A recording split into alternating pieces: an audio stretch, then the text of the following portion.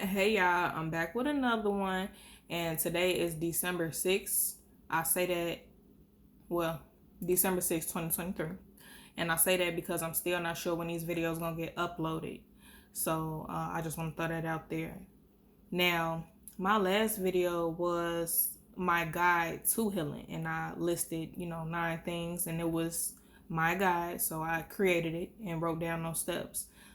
So now I want to explain in depth the importance of healing. I feel like it goes hand in hand, and I didn't even, do that intentionally. So that worked out perfect. But the importance of it is very imperative to know, because we can experience or we can delay ourselves further from our path if we don't heal. You get what I'm saying? So to skip all of that, just go through that process. You know what I'm saying? You may not want to deal with it. You may not want to feel those emotions. You probably scared. Like I've been there. I've experienced that. And then I experienced actually sitting down and going through the healing.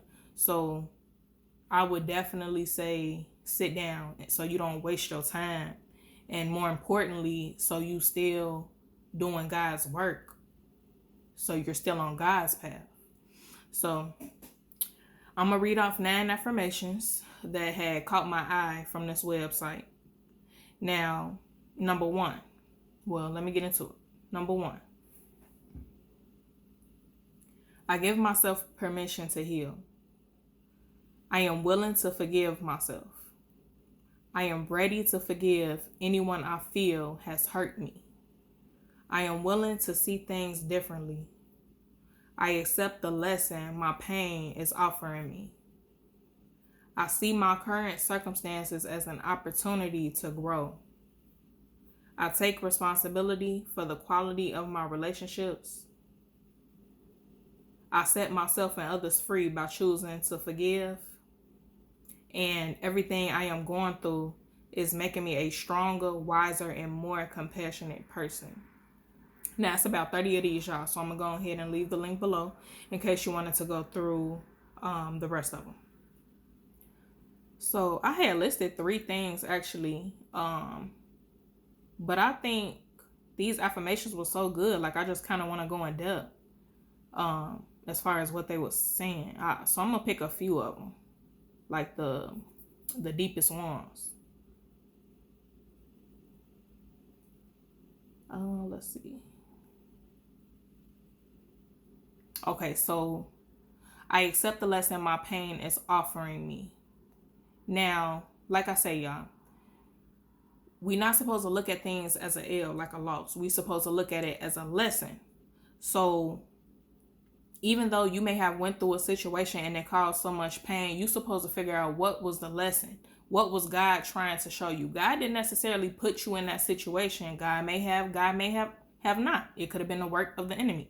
But either way it went, what lesson did you learn so you could take that into your next situation? Or it don't even got to be about relationships or situations. It could just be about work or with family, whatever the case may be. What lesson did you learn? What were you supposed to get out of that? So that's that. I see my current circumstances as an opportunity to grow. Okay, so where you at? Meet yourself where you at. What opportunity can you see by what you just went through? So for me, like what I just went through, this was an opportunity for me to grow by putting content out to my generation. Because first, I see that nobody my age, in their 20s, in their early 20s, is really saying anything, speaking about God, speaking about pain, speaking about trauma, just whatever, anything that we're going through in this lifetime. Ain't nobody talking about God, you know what I'm saying? And the work of the devil. It's nobody really doing that. So I took my pain and I found, really, it was God working through me. But I found my way, pretty much. That was an opportunity. Now, I take responsibility for the quality of my relationships. So what were you doing? What were you not doing to make the situation bad, to make the relationship bad, to make the relationship better. You know, what could have been done? You have to take responsibility for that. Everything is not always the other person's fault. You know, we have a bad habit of that, not wanting to take responsibility, which is taking accountability. Like, you have to do that. Otherwise, you're not learning that lesson. You're not gaining the wisdom that God had wanted you to gain from it. You get what I'm saying? You're not shaming the devil. We want to grow. That's what we want to do.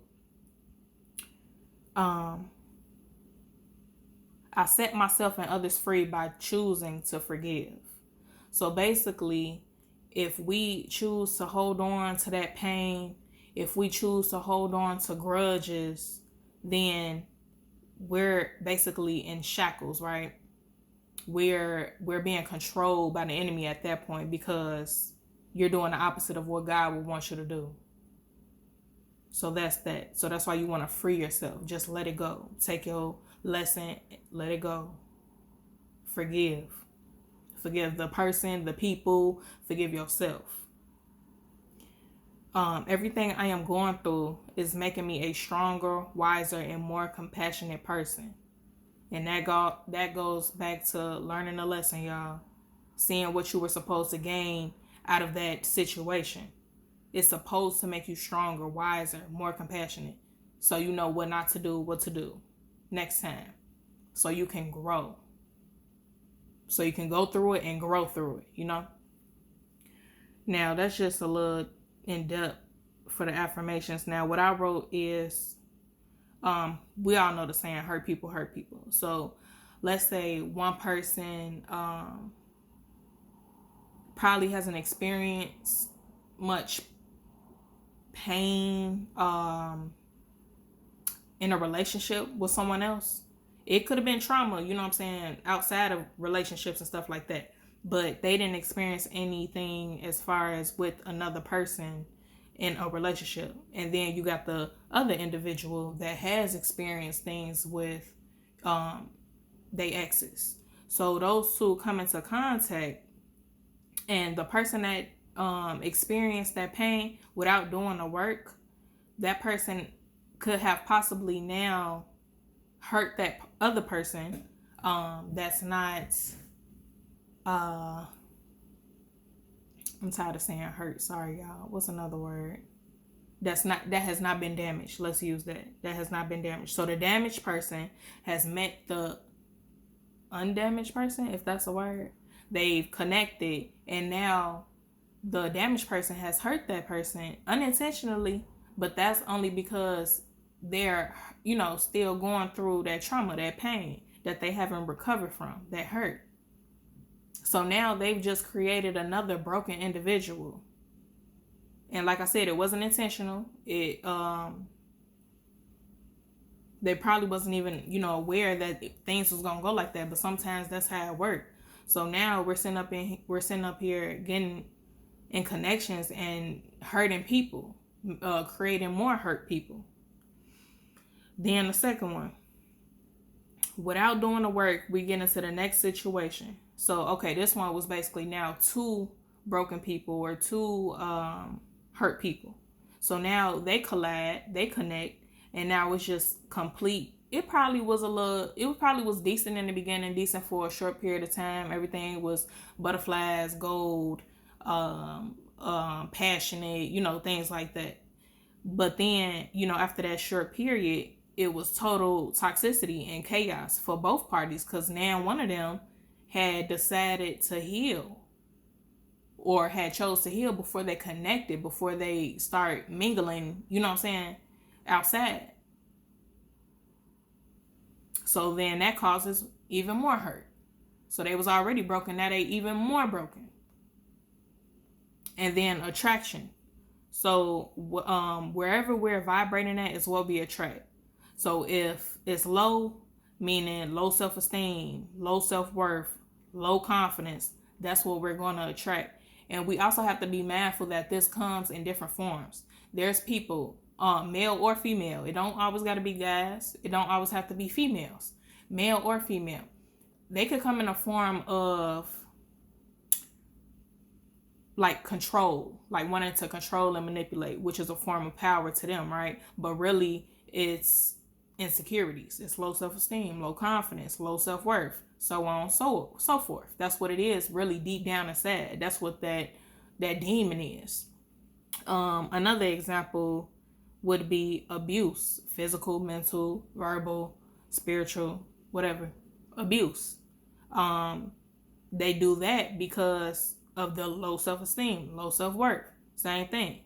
I think those are the only two examples. So it comes in different forms. So we have to be aware of that as well. Be mindful of what you are attracting, where you at, because that's what you gonna get. That's what we gotta get. That's what we gotta understand, rather.